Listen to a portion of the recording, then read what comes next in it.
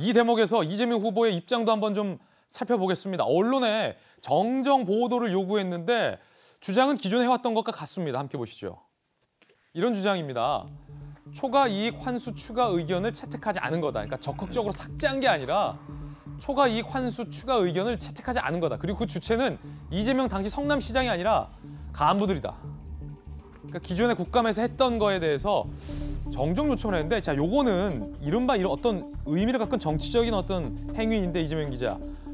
국감에서 이런 얘기 좀 충분히 했거든요. 근데 언론 보도 정정 요청까지 한 요 행동은 어떤 의미입니까? 그러니까 아무래도 지금 초과이익 환수 규정을 이재명 성남시장, 당시 성남시장이 보고를 받고 뺐으면 아까 말씀드린 것처럼 배임 혐의가 적용될 수 있는 거죠. 그런 점에서 어떻게 보면 이게 이 초과이익 환수 부분이 삭제냐 아니면 미채택이냐, 그리고 그 주체가 누구냐에 따라서 수사 방향이 달라지기 때문에 이재명 지사 입장에서는 굉장히 민감한 내용인 거죠. 그런데 어쨌든 간에 지금 야당에서 주장하는 거는 18일 날 국감 때는 이재명 지사가 분명히 이렇게 얘기를 했습니다.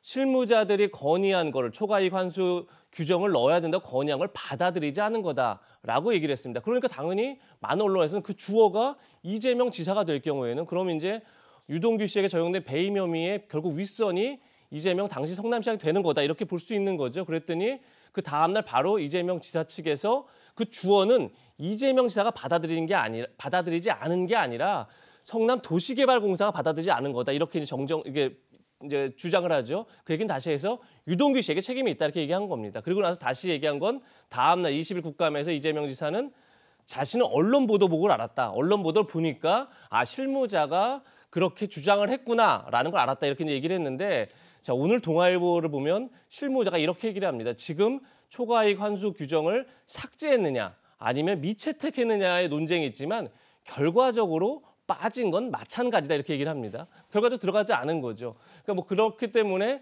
이 초과이익 환수 제도를 왜 넣지 않았느냐는 결국은 앞으로도 계속 쟁점이 될 수밖에 없다는 생각이 들고, 저는 여기서 이재명 지사가 어제 저렇게 언론에 정정보도를 요구하면서 또 여러 가지 주장을 하는데 여전히 전 문제가 있다, 주장이. 왜 문제가 있냐면 이재명 지사는 어제 이제 언론에 정정보도를 요구하면서 이렇게 얘기를 합니다.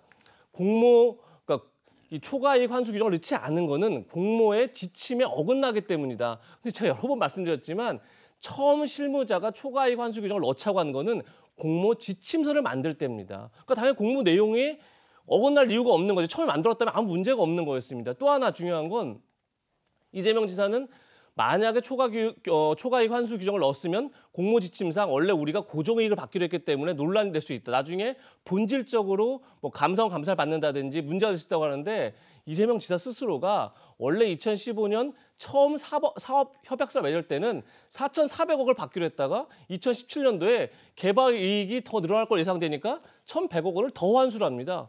이게 추가이익 환수와 도대체 어떻게 다른 거죠, 본질적으로?